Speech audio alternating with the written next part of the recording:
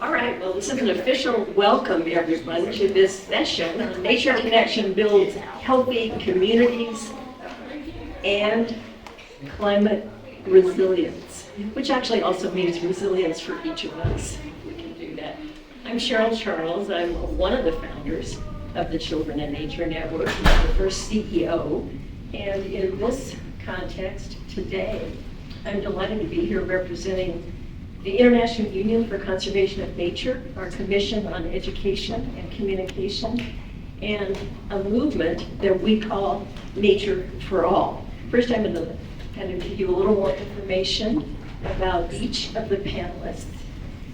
You're going to hear from each of these good people, each of whom is doing amazing work to connect people of a variety of ages with the natural world in their everyday lives. Why? Because connecting with nature is good for each of us, for our own health and well-being, for our peace of mind, but also because it builds that connection with that sense of wonder, that empathy, that love that can connect through that direct and inspiring experience. It contributes, nothing actually contributes more significantly to our taking action to care for the earth. So there are so many reasons that these stories that you're going to hear today are important. I mentioned Nature for All. In the big picture, it's a worldwide effort to connect as many people or reconnect as many people as possible of all ages to care for the earth for the purposes of our own health and well-being, that of our families, that of our communities, and that of the earth itself. So you're going to hear from a series of wonderful people. We'll have some questions and comments at the end, but before we get into that, I would just like to have a kind of a call out, and I'll move the mic around for a moment. When you read the description of this session, give me an idea, give us an idea of what it was that attracted you to come here to be a part of this today. I can only take a few right now. Raise your hand and I'll come to you because we're recording the session, so I'd like it to be kind of documented. So just a few hands and we'll get a flavor of what your interest in this topic is. What is it that brought you into the room today? All right, coming right over here. Community climate resiliency. All right, so that whole concept of community climate resilience. Anybody else in the neighborhood? All right, come on back here. What the panelists mean by healthy communities? What the panelists mean by healthy communities, okay. Anybody over here? Uh-huh.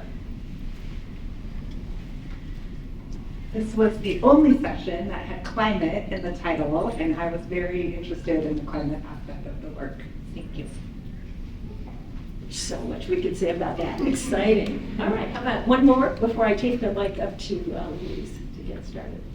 Where was it? Oh, I'll be back here. All of the panelists, but particularly Louise. All right, with that, I'll give the mic to Louise Benali. Yeah, Do you want me to change slides for you if you need? sure. Greetings and thank you for coming to our session. I'm Louise, I'm 62 years old, I'm a grandmother, a clan mother, and activist. So they sent a picture of where you live and where you work. So this is at my home in Big Mountain, Arizona, in northeastern Arizona. We still have wood stove, we still have to haul water. We get international community out there from time to time, and this is in the fall. We're preparing for winter. As you see, we have no kind of governmental funding or foundation funding, but we still exist. So plastic for my windows, usually for the winter for the last 48 years. And I take them down in the summer so I can get fresh air. And then these are people from different parts of the country, and I believe this guy was from Scotland. So we get international people out there. And so here we're planning on what we're going to be doing. We're going to be distributing food and wood for November food drive in Big Mountain that happens every year. So we go out and fundraise, of course, and then get farmers to donate, their unneeded vegetables and fruits, and we distribute it. And our community, my community, is 2,700 square miles. So we have to cover that within 5 days, and we're distributing firewood that's already cut up. Also, a quart to 2 quarts, depending on who the family is. And sometimes the family's just elderly. Sometimes it's a single mother with small kids. And a lot of times, water is hard to come by, because from this Kogan, we have to go 30 miles to get water and 30 miles back. So it's a 60-mile round trip, and you need to have a vehicle that can haul that. They're usually a pickup truck. So then I travel. This is up in the Northwest. These ladies are from the Northwest, the natives over there. I connect with them because in the past, they would donate dried salmon, berries, and things like that, and certain medicinal herbs that grow in those regions. So I network with them, and we bring it down and distribute it. And the petroglyph up there is along the Columbia River, and that's called She Who Watches. It's a spiritual site, so that's where we're at, and we can't change that. So that's the one work I do. The other work that I do is there. I work with youth. They're preparing in the early spring, like in February. We have to clean the planting site where we're going to be planting. So I get the youth out there. They have a lot of energy. They want to know what's going on, how you do this, how you do that, how do you save seeds. So these ones, they're preparing the garden bed over there. And this picture in the fall, usually in September, we do like a harvest festival, and we grow a lot of our own food. So I teach how you use the old tools, the stone tools, and we make this, we call mitzvah. It's all corn, and it's usually baked underground. And then we do like a lot of other foods also. And we encourage the community to come out that want to learn about how to prepare their food.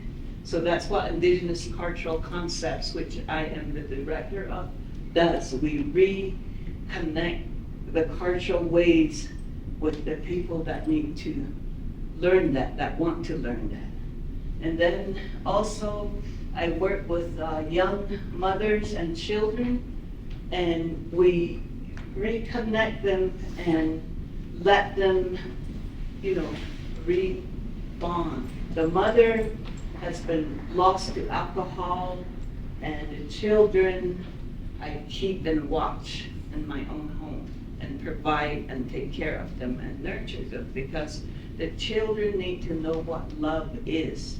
Mother is not teaching that because she's running after the next bottle, or maybe the next whatever substance you might want to find. So instead of wasting time stressing or depressing about her, we go do activities, like walking out in nature, learning about animals, and just doing a lot of the earthworks that need to get done. So there's some of those students, after a couple years, we take hiking trips in the hills, and They learn about herb, that's early spring also.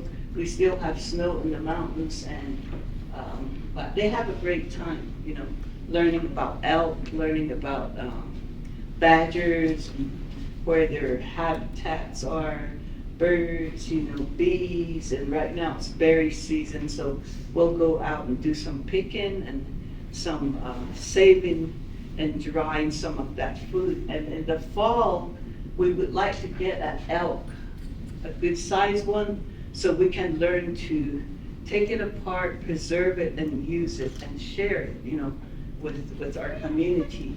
So that's what ICC does, and we also do a lot of environmental education. Is there more pictures, or are these? Okay. We also are doing a land back. That one. This is in southern Colorado, or south central Colorado. These are some of the youth that I've worked with and that I've taught, and most of them are college graduates, but they felt like there was something still missing, and it was their culture. So with this group, we teach about the clanship, meaning where your DNA comes from. We have clans, so we find out who they are, who their father's clans are, who their father's clans are, and then who their grandfather's clans are. So in our introduction, we have 4 clans, but for me, that's who I am, my clan. I'm related to, meaning my father. And then that's my grandfather on my mother's side. That's my father's clan. So we identify ourselves with those 4 bloodlines. And so these young ones, they were able to come out. We camped out and we built a structure, a traditional hogan, at the base of Mount Blanca by Alamosa, Colorado, because that's our original boundary to the east. And these lands we were basically forced off of when the Spanish government were dominating the Southwest. So when we went back to reclaim these sites, we found tools. And I was given the first 2 stone tools that was found in those mountains. There's a natural spring to the west, and that's where that was found. But that's from the time before the Spaniard colonizers ever came and dominated the Southwest. So with that, I do storytelling about history. For some of the clans, they originated from there, from where we are. The 4 clan that originated from that particular 4 Corners area. We have 4 clans. Other clans migrated there, including my clan. We're Athabascans, but we migrated from central Alaska eastward across Canada, and then we cut down by the Great Lakes, came through the South Dakota, North Dakota region, and we have tools that were found over there that were ours in the Black Hills. We came here. This is where our people separated. The people that took the eastern route wear braids, and they're known as the Apaches. And then that people, which is my people, they took on the Pueblo side of things. That's kind of like they got acculturated to that side, and they wear hair bun.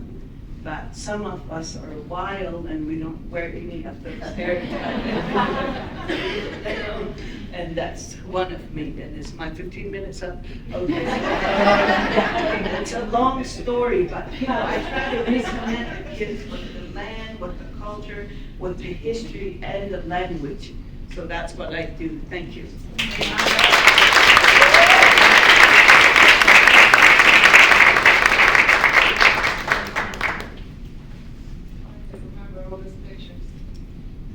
Okay, my name is Maria Ramon. I was born and raised in Mexico, so I grew up with nature, loving nature. So when I moved, this was my house. As you can see all those flowers right there? This is my new house now. So I need to have flowers, I need to have nature in my house. So now I work with Heather, Families in Nature, and I always feel like I needed like something different or to remind my roots, like in Mexico, where I grew up, gardening, like harvesting and playing and dirt and mud. And so when I met Heather, she was telling me about her project. Nobody believed in us back then. I remember I was asking my family, my own family, to come with Heather to clean the creeks. So nobody wanted to come. Who wants to do that, right? So that's not fun. So finally, my husband and my 2 children came with us, and one of my sister, her kids. So as we were looking at the creeks, this kind of trash in it, like so. We actually found a lot of fun doing it, and make us feel better that we were doing something for nature, right? Because that's what we want to, keep our nature clean, right? Which is really hard sometimes to do. So after that, Heather was like, okay, we need to do something else, like camping. So here again, I go with my family. Are you guys ready for the next step, right? Okay, what's the next step? Go out in the wild and camp. Everybody was like, no, there's no way we're gonna do that. And myself included. Because one of my fears is snakes. I'm traumatized by snakes, really. And my family loves snakes. Oh my gosh. So that was the first thing. I was like, what am I gonna do, right? So, I started inviting neighbors and family to come with us. Nobody wanted to do it. Well, finally, I got my sisters to come with me, which has been on my side for 15 years, camping. It was like only probably 8 of us. Now we're like 80 people. Our first camping trip, first experience. The park we went to, it was beautiful, beautiful. Rocks and everything, so they were like, yes, we want to do this and rock. So then we create like a WhatsApp group where I start building community, like who wants to come with us. And so I learned that for myself it was very important to get my children, my young kids, out of the comfort zone and out of the screens, which is my main goal still. So I noticed like a lot of the families with youth especially were having struggles with getting out of the nature. So for me, it's just to connect them with nature, feeling that you belong to nature. That's my goal. Like how to, I want them to learn how to be resilient and, that area, how to cook big meals and campings, how to really feel the love of nature, how to love nature, how you want to be loved, how to respect nature, how to it's still a little challenging for me in our culture, like a lot of the youth and even grown-ups just like go on the trails and want to make a new one. Like, no, you have to respect your trails, and see a flower and cut that flower. But my little boy he's 7. He loves nature. He just goes out there. There's no, don't cut it. Just leave it there. I mean, that's just admire the creation of nature. So now one of the things that I've noticed in bringing people communities to nature, it's like, I think we all know, like a society we're living in, it's just like depression, anxiety. I mean, it's a common, problem. And during COVID, we all experienced that kind of anxiety in myself, one of my own kids, like afraid of what's gonna happen. And so I said, you know what? Let's just go out in nature, even outside in yards. Start, coloring or what you see in that, tree moving, those leaves and everything. Just admire those, and your mind will actually just go into nature instead of the problem that we're living in.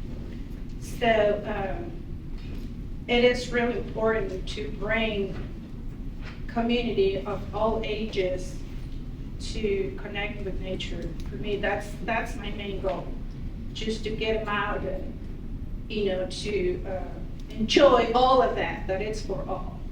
That nature is for all. And I think it's our responsibility to take care of nature and love nature, connect with nature. I mean, that's my goal.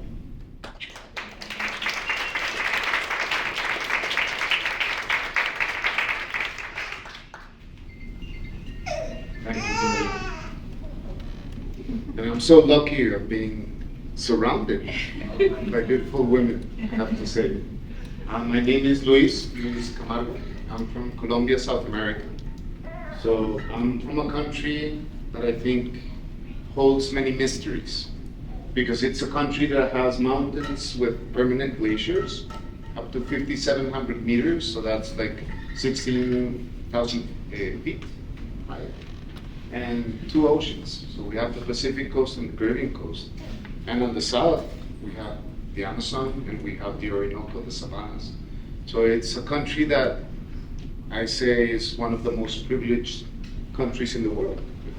It has such diversity that it can teach us a lot, because it shows us how these diverse places are not only the most biodiverse and richest nature spots of the world, but also the places that thrive the most. And diversity become the opportunity for thriving. And I wanted to say that because I see more and more that diversity is coming the reason to create conflict. And it should be the other way. Nature teaches us that diversity is opportunity, is the capacity to actually build new formulas, new ways, and to move forward and evolve. So I wanted to say that. But also Colombia is an urban country. So as I didn't even imagine this, but when I started looking at, Colombia, I thought I'm Colombian, born Colombian, raised. And I thought Colombia was a rural country because I lived all my young life in contact with nature and outdoors. But looking at population migration, Colombia is almost 80% urbanized.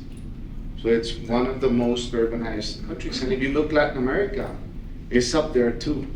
So after the US, I think Latin America is the one that's most urbanized. And this is very surprising in places where there's so much nature. So this is a photo of Bogota, from the mountains next to Bogota, where we work. And part of what I do is work through nature, realizing that the human-nature disconnect is one of our main issues, and one of the issues that most have separated us. So what we do with OPEPA, which is my organization, the Organization for Environmental Education and Protection, is to work to see how we can reconnect people and narrow that gap between humans and nature, and especially in children, because we realized, in a highly urbanized country with so much natural wealth, we were having kids that were being born and raised within, urban spaces with no contact. So we started to create a program, or many programs, that help to connect children with nature, and we realized that there were three things that were critical for us. The first one was, connecting deeply. So reconnecting with nature in such a way that it's significant, that we reestablish a relationship of respect, a relationship of love, a relationship of reciprocity and correspondence. A relationship that allows us to learn that we can empathize with nature, but also that we are nature. And I think that was mentioned already, but that's the essential, I think, thought that we have forgotten. And it's totally related with climate, because it's the origins of the separation that's leading us to face the current problems, I believe. So once we're deeply connected, we need to, what I call, awaken the naturalist spirit. And I love the word naturalist, because if you look at the people that came in the past and indigenous communities, they're the essential naturalists.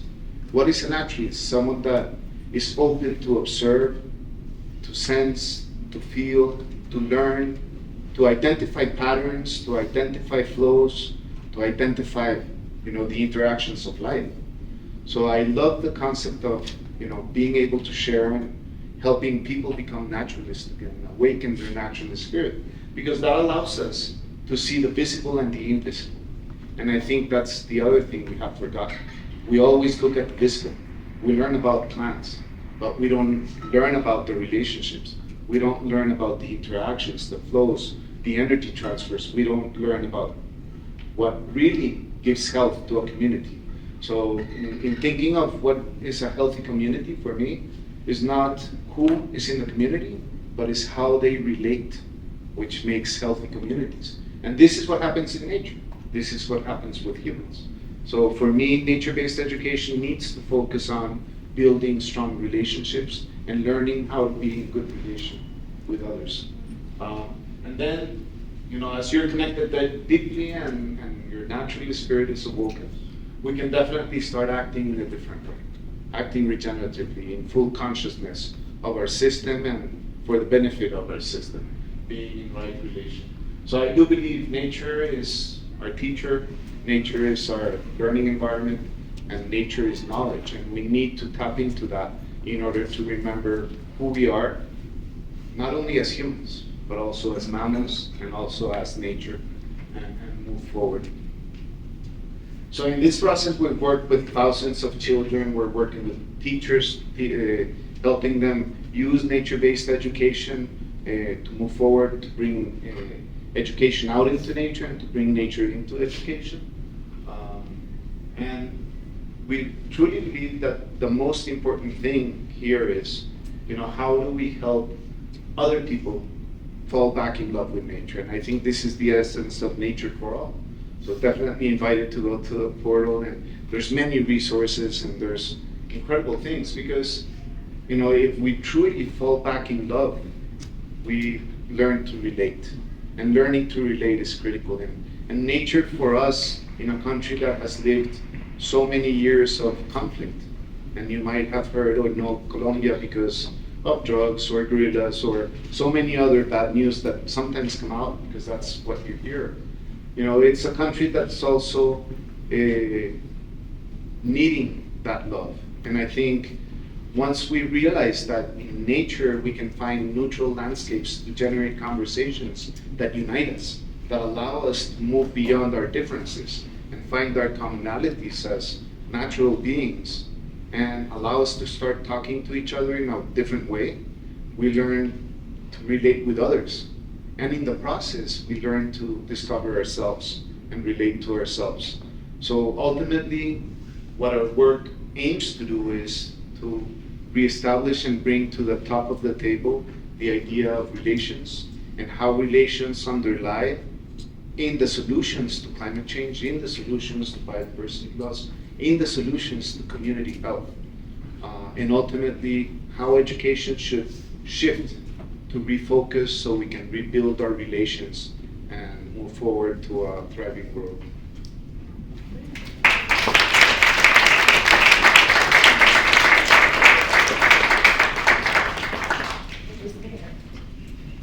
Stop just for a minute, because we've got a lot of people in the room.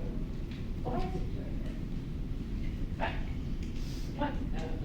It's just bouncing.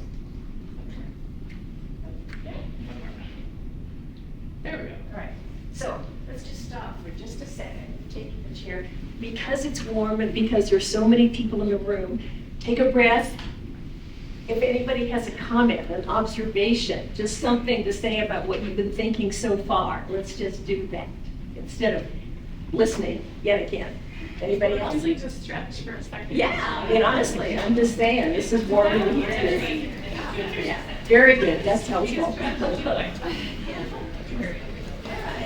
good, good. Anybody want to make a comment, or are you ready to hear the last one, and then we'll go into discussion? What's your pleasure? Are you okay? Okay, good. Now, Ms. Culkin. Thank you. Hi, everybody. Thanks so much for coming today. I know that it's a sleepy afternoon, it's starting to get cloudy again. And probably everybody is ready for a little bit of a walk outside. I wish I could teach you this outside, but I can't show you photos if we're outside. So, and we couldn't have seen where Louisa's home is, or the beauty of Columbia, or Maria's incredible 80-person campouts that I've been privileged to be part of for 15 years. So, I'm Heather Culkin. I'm the founder and director of Families in Nature, and we wanted to start with where we're from. So I live in Austin, Texas, and this is my family. These are my 3 kids. They are currently 21, 18, and 13. Later, you will see the 13-year-old running wild, who is currently rock climbing with the camp. So he is here. They have grown up in this work, which has been fascinating. I started Families in Nature before I got pregnant with the 3rd one, so I'm thrilled to have a baby in the room. I have taught shelter building with a baby in the front pack and gone camping for them, so you can do this too. With Families in Nature, we teach families science outside, and no one realizes they're learning. It's all play-based. It's all kind of nearby nature adventures or state park, 101 camping, car camping, throw the blow-up mattress in a 6-man tent, put sheets on it, that kind of camping. We've done some backcountry, but really we work so heavily on equitable access to nature that backcountry is so well handled by others. That we really want to help everyone have an opportunity to fall in love with nature. I joke that at the end of the day, I have the best conservation job in the world because my whole goal is to help people love nature, and nature kind of does the work for me. So really, the basis of all of conservation is a love of nature. So we'll start there and move into kind of the community building and the climate resilience piece, but that love of nature is the critical beginning of all of it, which is why Nature for All is focused so much on helping people around the whole globe love nature. So, if you go to the next slide. So here is a little of what we do in Families in Nature, which I'm going to talk about for about 2 seconds. Maria said the best part of it, but we go on adventures.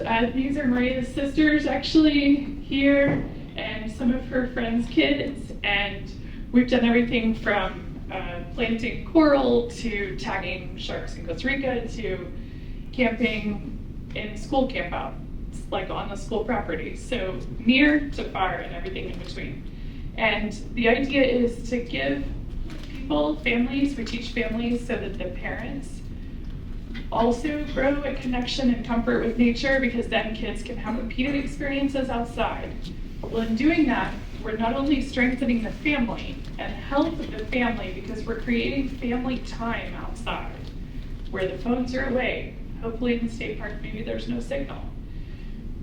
So there's not the distraction. So even if it's just for a day or 2 days or 3 hours, letting the family have time together. Then, by having multiple families, you build community. And those families, like Maria's families, camp together for years and years and years on end. I have kids in the program who are 3, who are now 17, 18, and teach. And so you can keep them coming. So that building of community, right?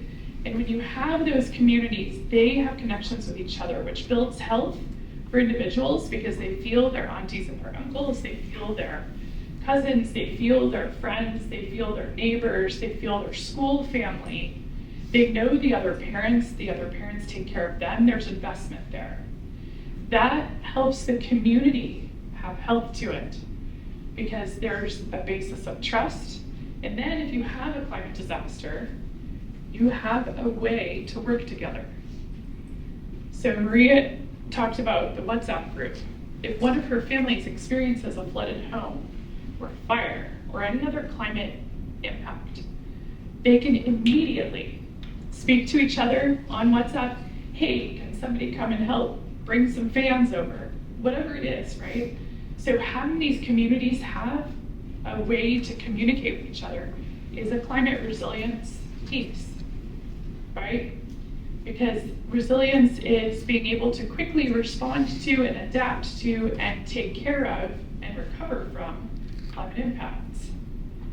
So by having communication, trust within your community, and healthier, close-knit families and friends, you have some resilience there.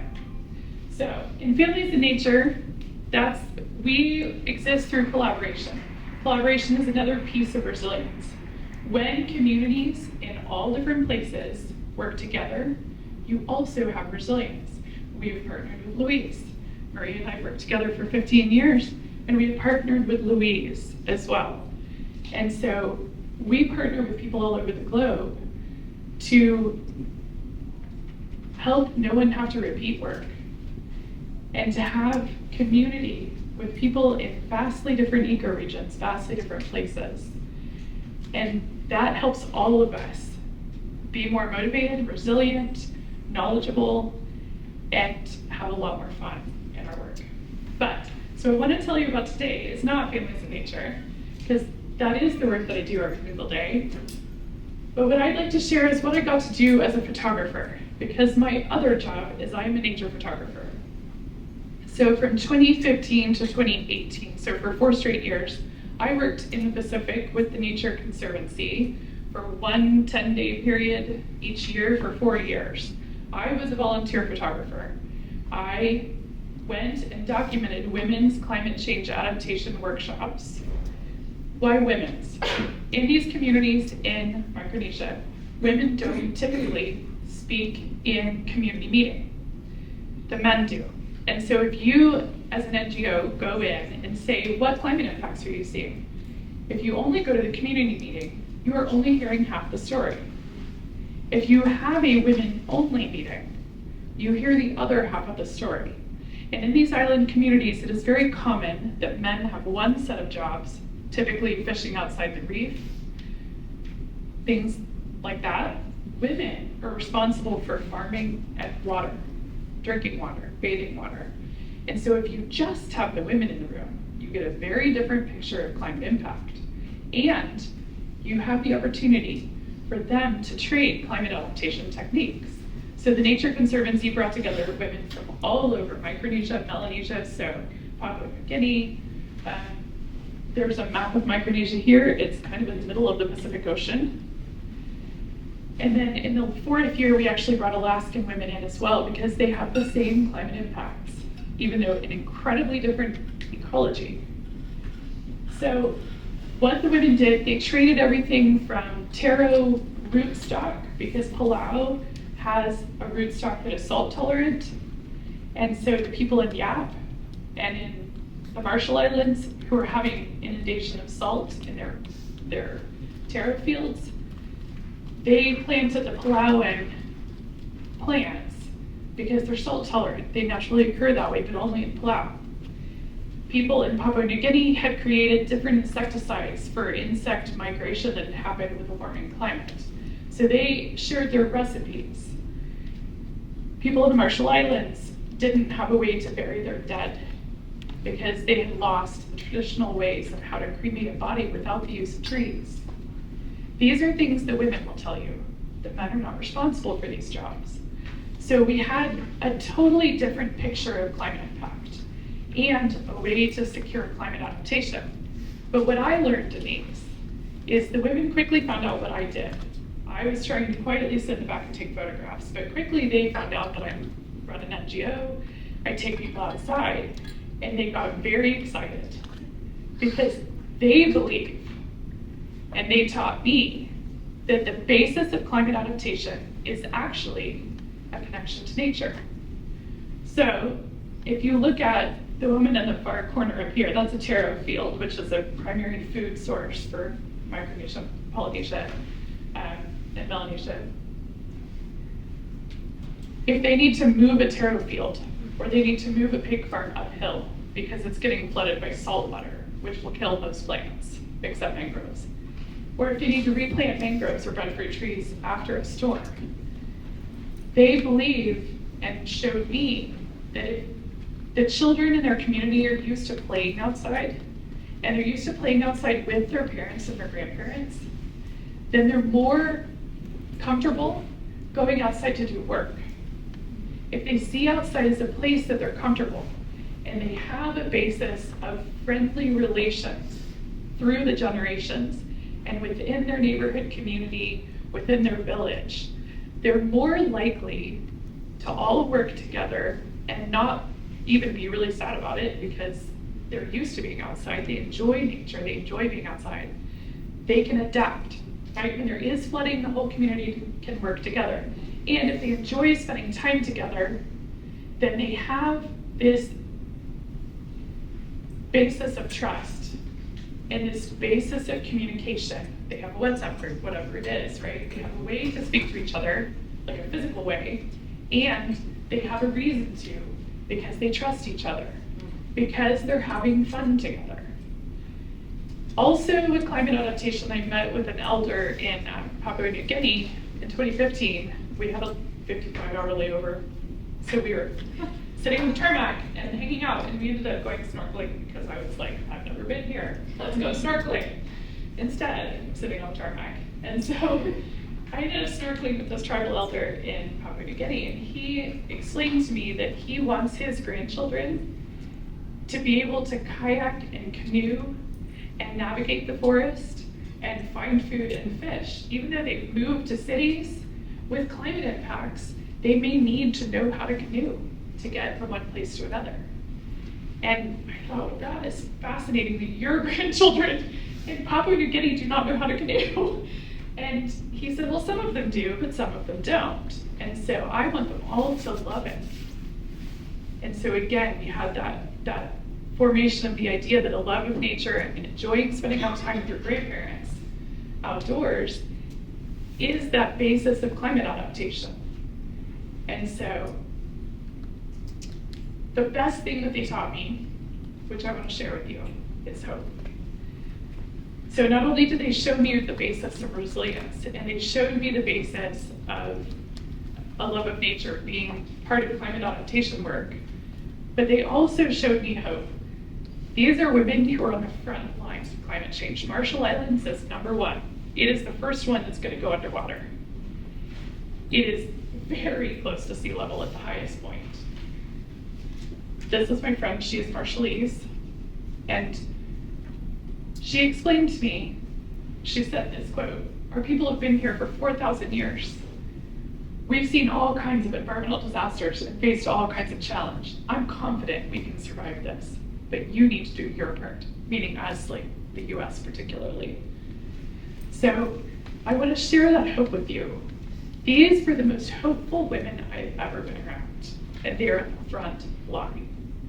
And so we in the US, like, we contribute to climate change, but we don't feel as much hope. And from hope comes action. From hope comes seeing a future that is worth going to. It's a nature-rich future. It might not look the same as 50 years ago, but it's worth going to. And so having hope and teaching hope, teaching from a perspective of hope, can help all of us do the work of adaptation. So.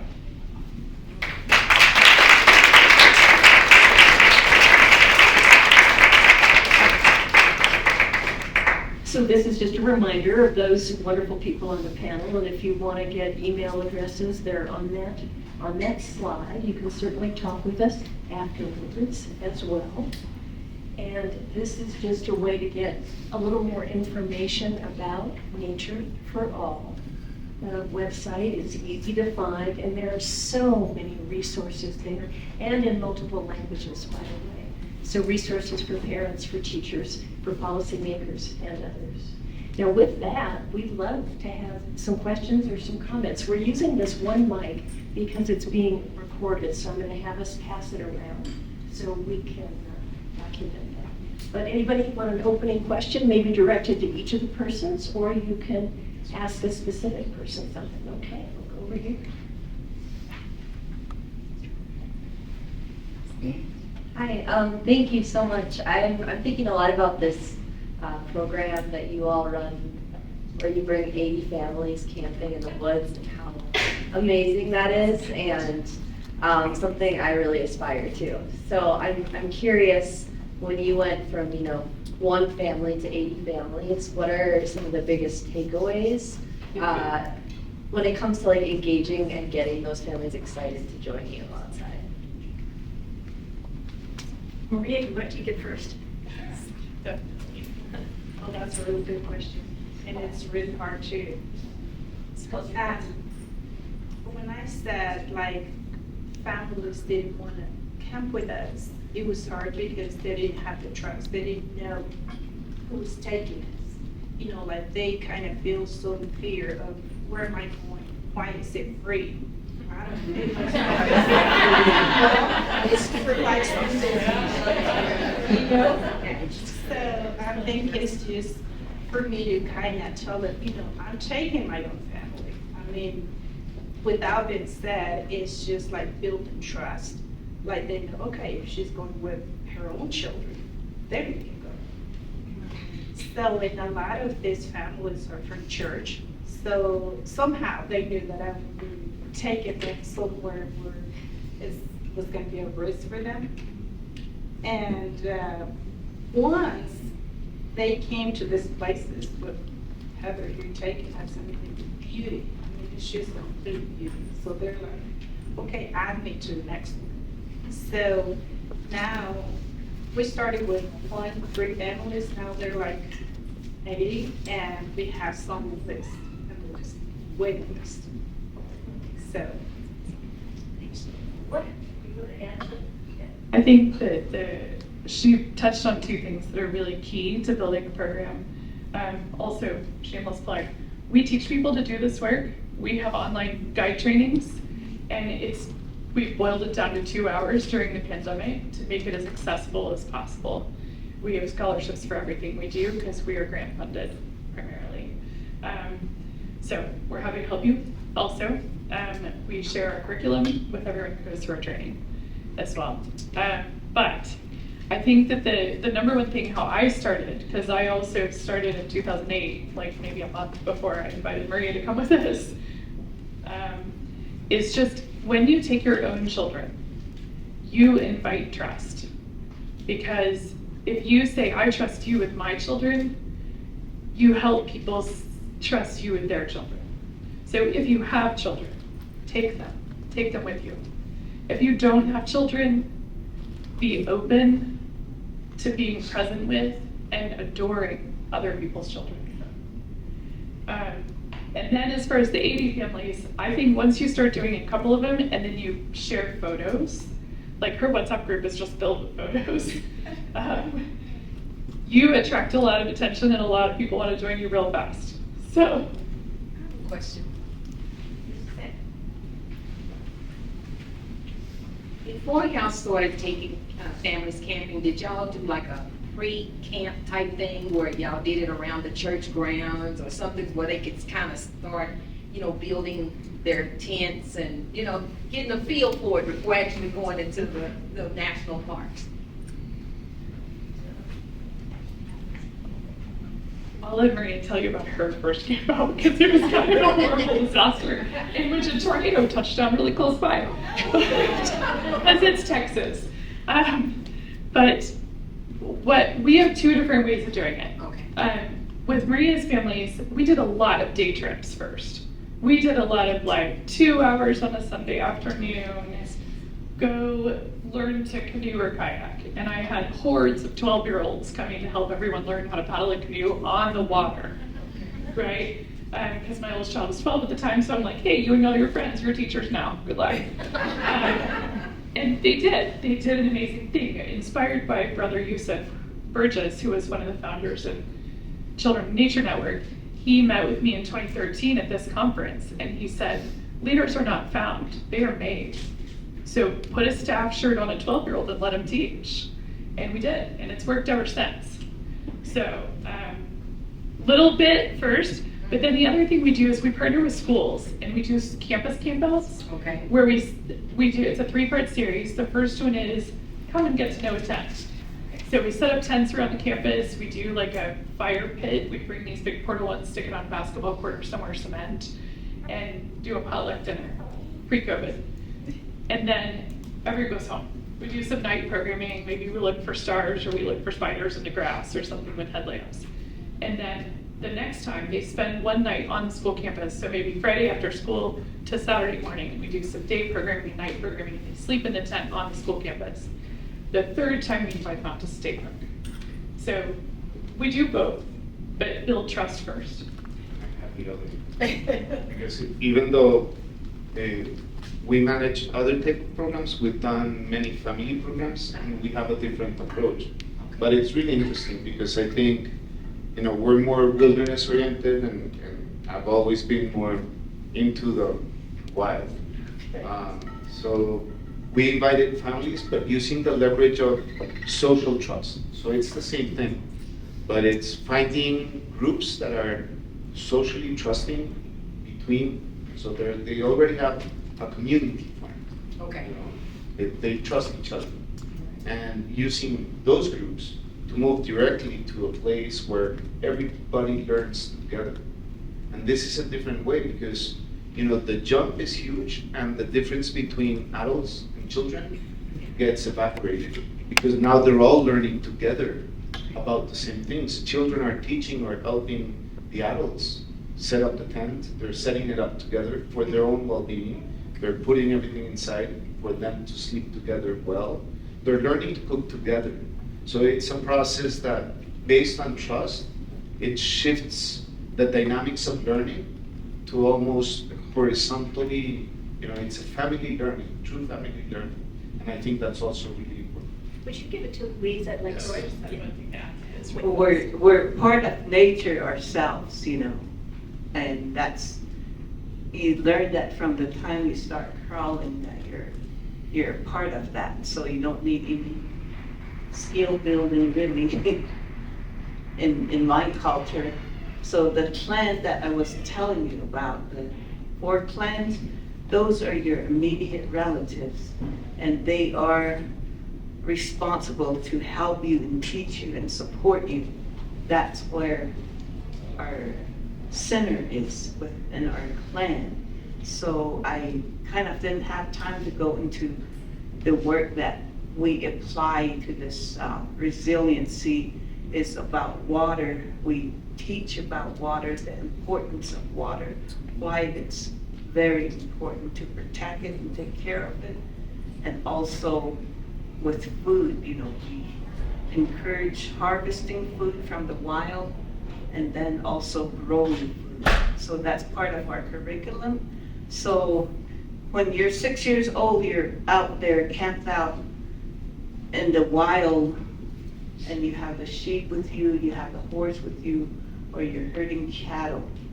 And that's kind of like how we grew up. So we hope for that kind of life to continue.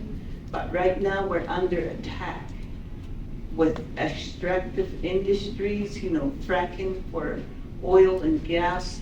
We just barely, after 50 years, driven out a big coal mine in Black Mesa, and uranium mines have been abandoned out there. Now they want to bring it back because of all these wars that are happening overseas.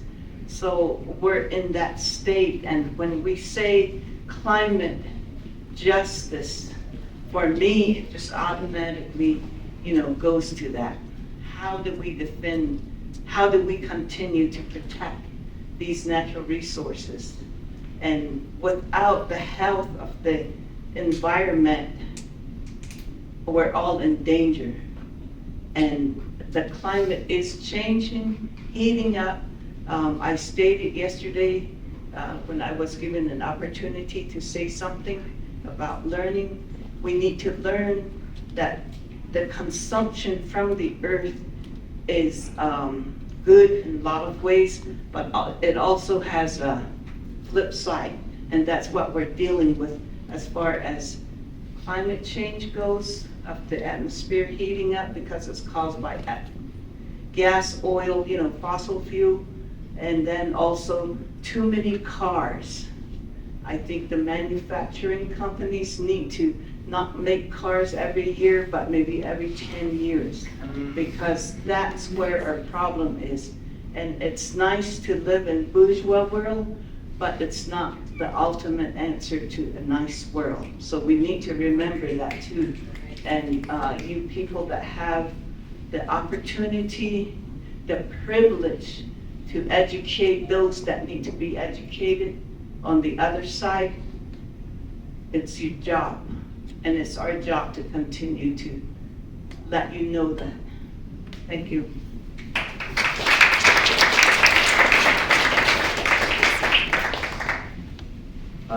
What can we do to implement more biodiversity in our cities? And do you think that will foster for more trust in our cities amongst just individuals? Who wants to take that? Okay, thank you for the question. Thanks, that's a great question. And I think nature-based education has a leverage point solution. We're working in something we're calling citywide nature-based education networks. What we're doing is using and valuing local nature to become the anchor place to meet community, to generate community, and to get schools to talk with each other, teachers to talk with each other, and different institutions in the city to talk with children, with teachers, and to build communities around all the green spaces of cities and around cities. And this is really important because it activates the capacity to connect curriculum, citizen science, so biodiversity, water quality, air quality, and all these things, into a process of belonging to the land in the city. And I think there's this association, the city is no one's. Only my apartment or my house is mine, and the rest is no one's. So we're not appropriating the place. And as we start using and recognizing that the city is not only inhabited by us and all our toys, let's say, our things, but also a huge amount of animals and birds. And a good example in Bogota, there's a linear park that we have next to my house. And there was a community program that was created to document with iNaturalist, a citizen science app, all the animals and plants around. And all the citizens started participating, and if we knew something of iNaturalist, we would teach a couple of others and do this weekend after weekend. And now it became one of the most important natural spaces because people recognize there's a lot of life there. That we've discovered 2 bats that were supposedly extinct are living there, a bunch of birds, now there's pollinator gardens, and it's all pushed by the community that have realized that the park is such a life-giving hub and a happiness and well-being and all that. And when you mix that with education, it changes everything. Because now the city is a living city that can be connected through green spaces. And green spaces are classrooms that are outdoor classrooms. So it starts becoming a learning city or a city of learning. And I think that's where you can really connect the community, biodiversity, nature-based solutions, climate, adaptation and mitigation solutions, integrating it into shifting the way a city becomes only concrete to a city that actually invites nature to embrace and become part of, the inhabitants of the city. And I have a question. Anybody? Walking right, yes. There you go, and then we'll come over to you. Thank you all so much for sharing the fabulous work that you all are doing. I'm curious to hear the challenges with climate justice and healthy communities. Those are very intertwined and very many. So what advice can you all provide in regards to approaching kind of this web of challenges in a way that is still grounded in joy and hope? Beautiful question. That's it. You can take it. Okay, I'll take a stab at it and hand it to Louise. So I like to start, if you think of it in age order, you can think of it from childhood up, but you want to take the parents through the same steps. So you want to take adults through the same developmental path that I'm going to propose. So little bitty children, they want to feel nature. They want to touch things. They want to look at the patterns through the leaves. They want to find a pill bug. They want to see one of those marmosets running around, or chipmunk. My God, the squealing in the car with the chipmunks. And so like when my kids saw a chipmunk in Texas, we don't have those. And so the screaming was extreme. You want that first. You want to have the adults take their inner 8-year-old sense of wonder and awe, and you want to start there. Awe opens your mind to new ideas. A love of nature makes you care about the earth and other people. And so if you have that as your basis, in theory, how you raise your children from the beginning, but you have to start wherever people are. Maybe they're 70, maybe they're 80, maybe they're 12. You start with that love and that awe.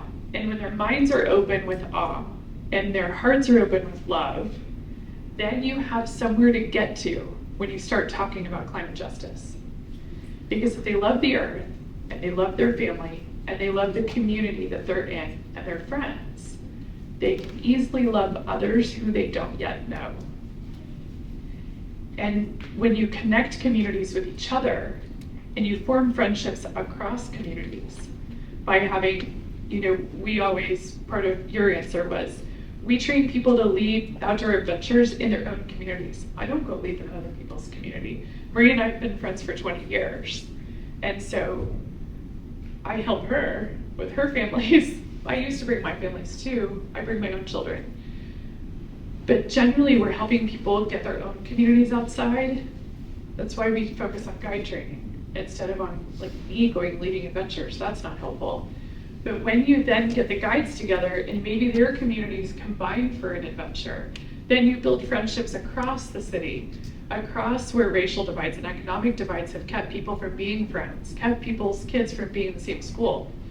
Then people learn to care about those who do not look the same, live next door, whatever, have the same background. And when you teach people love, you teach people awe, you teach people wonder, then you can start to actually have climate justice and climate action, because then you suddenly feel a part of a much larger world. And so hopefully that's a good beginning. I love it. I just wanted to add one little thing, and it's something that I've been seeing. I live in a country that maybe emits less than 1.6% of the greenhouse gases. You guys live in a country that emits 36%, something like that. So that is. That's what we get from here. Yeah, that is justice. Climate justice is associated to that difference. Nonetheless, our country has an NDC, so a non-determinate commitment for greenhouse gas emission reduction of 51%. Your country, I think, has not committed because it has not ratified or re-signed the climate pact. It has not re-signed the biodiversity pact. So there's climate injustice in that level. So first thing is, you have to activate your own country to become responsible for what it's doing. And as you've enjoyed the wealth of the South and the wealth of the world, now you have to step up. I would say that's one thing. And the second thing is, I've learned in this process is that in my country, there's been a lot of resistance because in seeing those differences, there's a lot of resentment. There's a lot of hatred. There's a lot of violent feelings. And violent feelings, I feel, have blocked our capacity to move forward. So right now, I'm really focused on the idea of, why don't we shift resistance to resonance? Why don't we stop looking at the past in terms of the differences that created injustice and start building the present and future that actually build on the commonalities that can allow to create justice. But it's very different, because if I put 100% of my energy in fighting violence against injustice and not building justice, justice will never be built. So let's work on resonance instead of resistance. Ask a question. What I'd like to do is give you your last question, and then I'd like to have each of you panelists make a closing comment. Would that work? Okay. All right, let me get your question, please. Oh, we got about 10 minutes left. Thank you. I'm really intrigued about the 80 families camping. That really blows my head. Not 80 people, it's 80 families. So my first question is, we know that for a lot of marginalized people, the cost of camping gear can be a barrier. So one, I'm wondering if y'all loan gear or have gear for them to borrow. Two, I'm curious about how food is served. Is it each family gets their own thing? And then finally, for the activity, so that the fact to come together, it's not just a kid art activity. What type of activity, just a couple examples, that brings the whole family together so that they're bonding and they got their phones away? Great questions.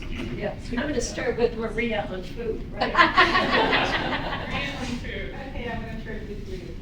A while ago, you asked the question, how do we deal with this panelist? Not all the time has been great. Our first camping trip, we had no food, no coffee, no water. It was her fault.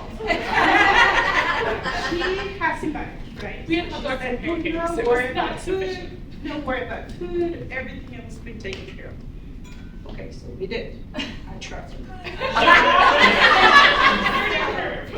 Saturday afternoon, we got there. So we got this tornado.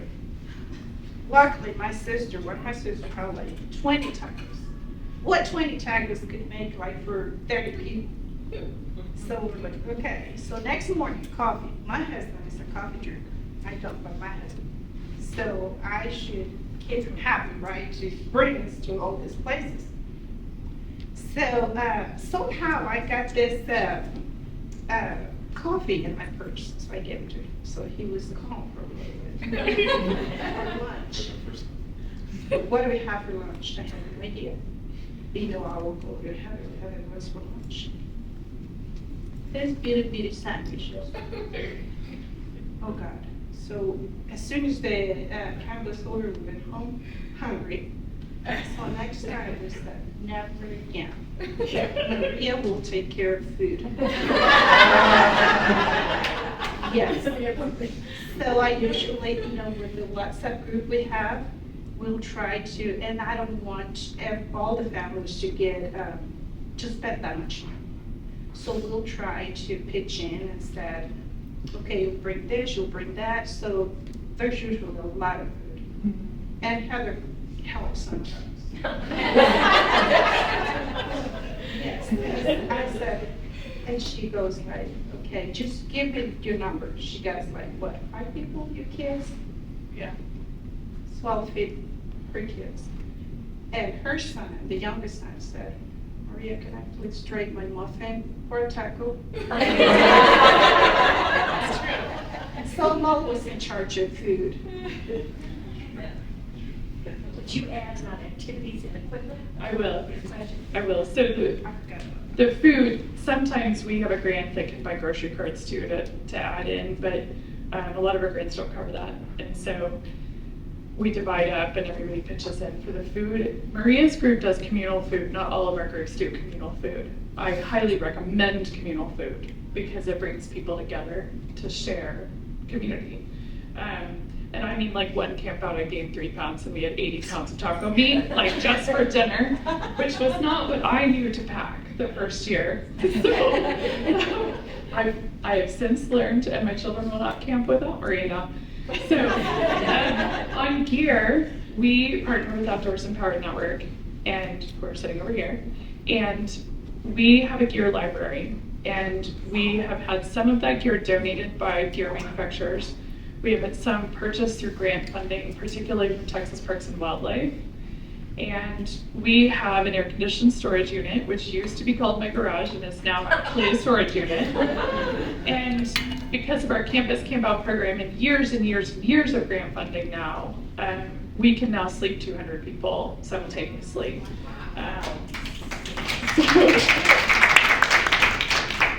We are yet to find campsites that want 200 people, but on a school campus, 200 is, I mean, we had 280-person campouts just this spring. And so we have stoves and we have some sleeping pads. We do not have sleeping bags. And the reason is that we don't want a new barrier. We don't want to teach people that they can't camp without gear. So what we do is we give you a pad and we say, bring your sheets and blankets. We aren't camping in really extreme temperatures. Bring your sleep sheets and blankets. Bring the clothes that you would normally wear if you want to go play in the mother garden, right? Because we don't want to create new barriers by having this perception of needing a lot of gear. We give out stoves, fuel, like pots and pans if people want it, tents, and sleeping pads, and that's pretty much it. Our gear library has a lot of teaching equipment in it as well, like microscopes and things. Question about activities, and then we're out of time, so Okay. for each of you. So activities, we train our guides with activities. I've written a book with 1,100 of them, which will presumably be out in the next year. But a good example is a spider hike. So it's my favorite example. Pencil has given us a huge discount on bulk headlamps. So we take a box of headlamps, give everyone a headlamp. And if you go out with a headlamp in the grass, which I don't know if it's warm enough to do here, but you might be able to do it tonight, but look across the grass and you'll see what looks like glitter in the grass. And if you keep your eye on a piece of glitter and you walk up to it, it's a spider. And the biology is there's a membrane in the back of the eye that's reflective that allows you to gather twice, like a nocturnal animal, to gather twice the light, because the light goes through the lens, reflects off the membrane and back through the lens so they can see at night. That's why you get eye shine. So there's a biology lesson in a sentence. The physics is it only works with a headlamp because the angle of reflection needs to go from near your eyes to the spider's eyes and bounce back to your eyes. So now you have a physics lesson.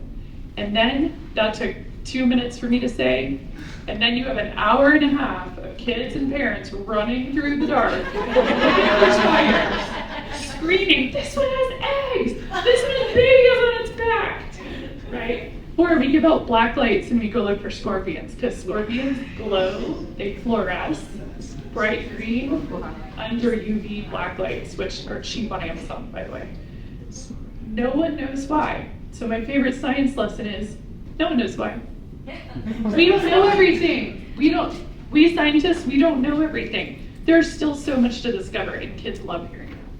All right, so last comment from you, and then we'll send it down the line. So the last comment from me is, you do not need to take 80 people outside, though we'd love it if you did. Take the people you know outside. Teach them to love nature in a simplistic way. In the backyard, in the schoolyard, in the park. Teach them to love nature. Teach them to love each other. Teach them to get to know each other. Repeat the experience over and over again so that you build community. And you'll have the very fundamental foundation of climate resilience and health. My last comment would be, allow yourself to ask the hard questions to nature, because nature has many of the solutions. So when you have community issues, ask how nature would solve it, and look into the forest to see that's a huge community. You know, nature's communities have been living for billions, 3.6 billion years of evolution, learning how to live in community. So ask, research and get the answer that you can use in your community to build thriving communities. All right, my last comment would be like, when you feel stress, you feel like anxiety, like you're like you want to give up, just go out in nature, walk for even 5 minutes. When you get back home, you would think differently. Sometimes I get out of the house crying, just for, the routine or whatever's going in your mind, whatever issues comes in your family or whatever. I'll go out for a walk and I just find a little bunny running around. Flowers, I admire flowers. I get back home, crying disappear. So, get out in nature. Nice. I just want to thank these panelists for their good words, their kind words, very inspiring. When she took us out on a spider walk, I was all in it. The kids at home, they loved it. And for us indigenous people, 49er style. You just grab your blanket, go find a bush and sleep. Wake up the next day, read the sun, and be happy. And so that's our solution, with nature always, and it always has been, it always will be, because that's all we got. That's what I tell my students. We are all we got, so we gotta hang in there and do it the best way we can for each other and for our children, our future generations. So I just want to say thank you to all of you, and thank you to the organizers of this conference and the gathering here, and to each and every one of you that have come from wherever you came from. Thank you. Bless you.